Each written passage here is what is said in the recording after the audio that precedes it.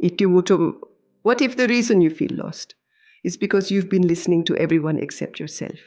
What if you've mistaken the world's noise for your soul's silence? Don't do what they do, the voice inside whispered. Don't follow the crowd. Follow me. Follow you. But how do we follow a voice we were never taught to hear? From the moment we're born, we're handed a map, drawn by others, colored by culture, inked by fear. Go to school, be useful, stay safe, make money, call it a life. But your soul was never designed for safety. It was designed for truth, and truth is rarely convenient. In a world worshipping certainty, the soul speaks in riddles. It doesn't shout. It hums, softly, persistently. And yet, in a culture obsessed with volume, we silence the whisper that could save us. They told us the logical mind will keep you safe. But what if safety is not the same as being alive? The truth is, your soul doesn't speak in checklists or metrics. It speaks in sensation, in memory, in longing, in the ache of what could be. And somewhere between your responsibilities and your restlessness, you've started to remember. That's why you're here, because something inside you is stirring. It always was. Life is not a problem to be solved, said Søren Kierkegaard, but a reality to be experienced. And the reality is, your soul has been calling you for years. Not with urgency, but with love. But you've been trained not to listen, since the signal is muffled. Too many voices, too many obligations, too much noise, parents, teachers, trends. They all tried to hand you their version of you. But there's another version, the real one, waiting underneath it all.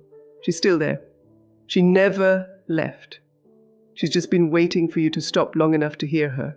And so now you begin again. Not with a plan, but with a pause, a breath, a moment of stillness. You don't need to figure it all out. You only need to follow the thread, the feeling, the flutter in your chest when something feels honest, real, yours. There is a spell we've all been under, a quiet hypnosis. It says, only what can be measured is real. Only what can be planned is valuable. Only what can be explained deserves to exist. And yet, your soul defies all of that. It moves in rhythm, not routine. It blooms without asking. It doesn't care for logic, it cares for truth. There is a truth inside you right now that makes no sense to anyone else. It may be inconvenient, unreasonable, unprofitable. It might not make sense on a spreadsheet, but it won't let you go. You think it's a fantasy. But what if it's a calling? And the day came, wrote Anne Nin, when the risk to remain tight in a bud was more painful than the risk it took to blossom. There comes a point when holding it in hurts more than letting it out, when silence becomes betrayal, when the mask becomes unbearable, when the question is no longer, what will they think of me, but what will I think of myself if I never try? This is what it feels like to wake up. You don't get clarity first, you get discomfort, restlessness, grief. You start to notice how small your world has become. How many yeses you've given to things that shrink your joy. How many shoulds you've mistaken for truths. You realize the life you built was crafted out of obligation, not alignment. And that's not failure. That's the first spark of remembering. You can't think your way back to your soul. You have to feel it in your body, in your breath, in the way your hands ache when they're doing the wrong work, in the heaviness that descends every time you ignore that inner pull. You feel it in the sigh that escapes your lips when you talk yourself out of another dream. And that feeling, that's your soul's language. It doesn't speak English. It doesn't use reason. It uses longing. That ache you keep brushing aside is sacred. It's not confusion. It's clarity in a deeper tongue. The moment you stop silencing it, you begin. So let yourself ache. Don't rush to fix it. Don't run to numb it. Sit in it. Surrender to it. There's something in that discomfort that is trying to become you.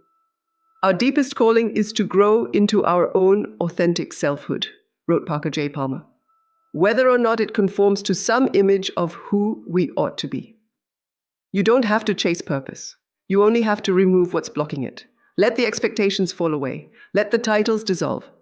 Let yourself be seen by your own eyes again, even if it hurts, especially then, because the truth is always worth the breaking. There will come a time when you'll have to disappear, not forever, but from everything that isn't true. You'll feel the pull to go quiet, to stop explaining, to stop proving, to stop showing up where your soul no longer fits. And in that silence, something sacred begins. Not the end, the beginning. We live in a culture obsessed with visibility. Be seen, be known, be validated. But not everything sacred needs an audience.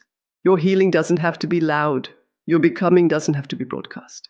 You can begin again in the dark. You can break in silence. You can grow without applause. Withdraw into yourself, wrote Marcus Aurelius. It is in the nature of the rational mind to be self-content with acting rightly. Sometimes disappearing is the most honest thing you can do, not to hide, but to return. To come home to your own voice, your own rhythm, your own pace. This is the sacred season of in-between, the liminal space, no longer who you were, not yet who you're becoming. It's uncomfortable, it's quiet, it's lonely, but it is also holy. This is where you remember that becoming yourself was never meant to be a performance. It was meant to be a practice, private, raw, tender, and deeply yours. There's a poem by Naomi Shihab Nye that says, "Walk around feeling like a leaf. Know you could tumble any second. Then decide what to do with your time." And that's what this moment is asking. What will you do with this one wild, precious ache? What will you build when no one's watching? What version of you is waiting on the other side of silence? Let yourself go invisible for a while. Let the old story fall quiet. Let the noise fall away. Let your soul breathe again without being edited for others' expectations. This is the art of disappearing, and it's how the real ones find themselves. You were taught to chase certainty, to plan, to predict, to protect yourself from the unknown. But your soul doesn't move in straight lines. It doesn't obey calendars or blueprints. It dances in circles. It whispers, not in logic, but in intuition. And when you decide to follow it, you will be asked to let go of the map. You will have to unlearn the habit of needing to know what happens next. You will have to make peace with unanswered questions, loose ends, empty pages. You do not have to see the whole staircase, Martin Luther King Jr. said. Just take the first step. This is not recklessness. It is not rebellion. It is trust. A trust that begins in the body before it ever reaches the mind. And yes, there will be fear. There always is when you leave the shore for the open sea. But the shore was never home. It was only where you were told to stay. To be safe, to be small, to stay close to the familiar. But you are not here for familiar. You are here for freedom.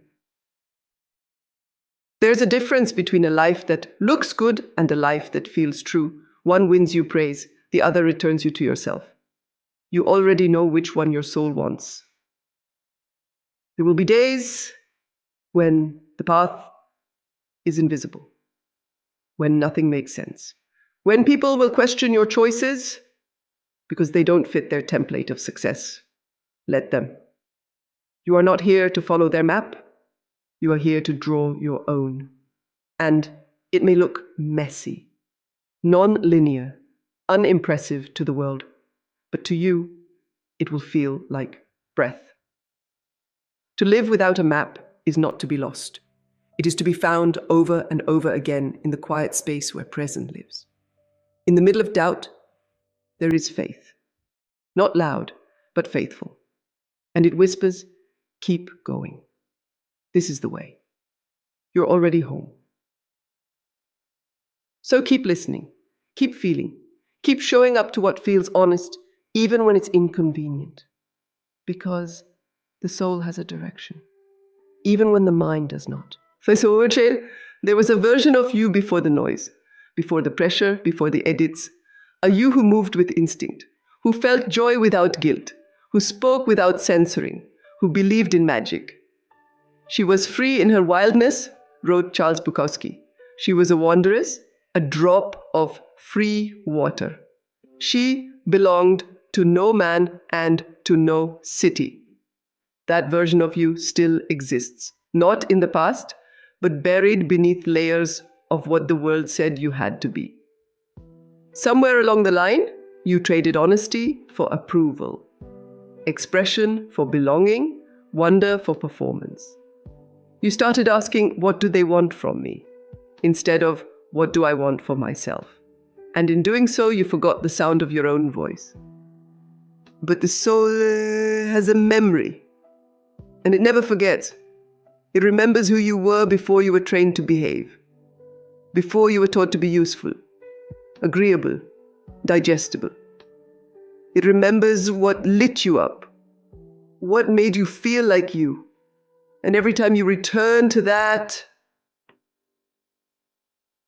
you come home. This is not about rebellion. It's not about becoming someone new. It's about unbecoming everything you were never meant to be. It's about releasing the false names, the borrowed dreams, the roles you inherited that never fit your skin. It takes courage to let go of the version of you that got applause. It takes even more to honor the version that only you can hear. But you must, because the world doesn't need more copies. It needs your soul's signature, the one only you can offer. Don't ask what the world needs, wrote Howard Thurman. Ask what makes you come alive and go do it, because what the world needs is people who have come alive. So ask yourself, who was I before they told me who to be? Who was I when I wasn't trying to impress or win or perform? Who was I before the rules, before the fear? Start there. Start small. Start with a whisper. Start with what makes you feel alive again. Because that's the map. That's the medicine. That's the real you, waiting patiently to be remembered. Healing is not a destination. It's not a perfect version of you wrapped in a morning routine and a flawless journal. Healing is messy, private, unfolding in layers you didn't know you still carried. And at its heart, healing is a return. It's the moment you realize you don't need to be fixed. You just need to be felt. That the deepest medicine isn't found in doing more, but in being more true. That you don't need to prove your worth. You only need to stop abandoning it. Healing isn't linear. Some days you'll rise. Some days you'll ache. Some days you'll question whether any of it is working. But then a moment comes. You breathe easier in a place that once held fear. You speak where you used to go silent. You say no and don't apologize. And you realize something has changed, not all at once, but deeply, quietly. You are returning to yourself. The wound is the place where the light enters you. Rumi, this is not about being unhurt. It's about being open, soft in the places you once closed, strong enough to stand without armor, soft enough to love again. That's what healing is. You stop waiting for permission. You stop outsourcing your value. You stop needing everyone to understand. You begin to trust that the ones who matter will feel you, see you, meet you where you are, because you're finally meeting yourself. You stop reaching for loud love and start honoring the quiet kind, the love that lives in your breath, in the way you speak to yourself in the dark, in how you hold your own hand when no one else is there. That love is the foundation. That love is freedom. Freedom is not about escape. It's not a plane ticket or a blank slate. It's the ability to be yourself, fully, wherever you go, to take up space without apology, to make decisions from truth, not trauma, to live in alignment, not obligation, to stop explaining your soul to people committed to misunderstanding it. And when you get there, When you stop chasing and start choosing, you will feel it. The soft quiet of coming home. Not to a place, to yourself. Alignment is not a luxury. It's a necessity. It's not about getting life right. It's about getting honest. Honest about what drains you. Honest about what lights you up. Honest about who you are when no one is watching. See, there is a version of success that requires you to betray yourself. And there is a quieter version that asks you to return to your truth. You already know which one your soul is asking for. The world will keep telling you to do more, be more, have more. But your soul wants the opposite. It wants depth, not more.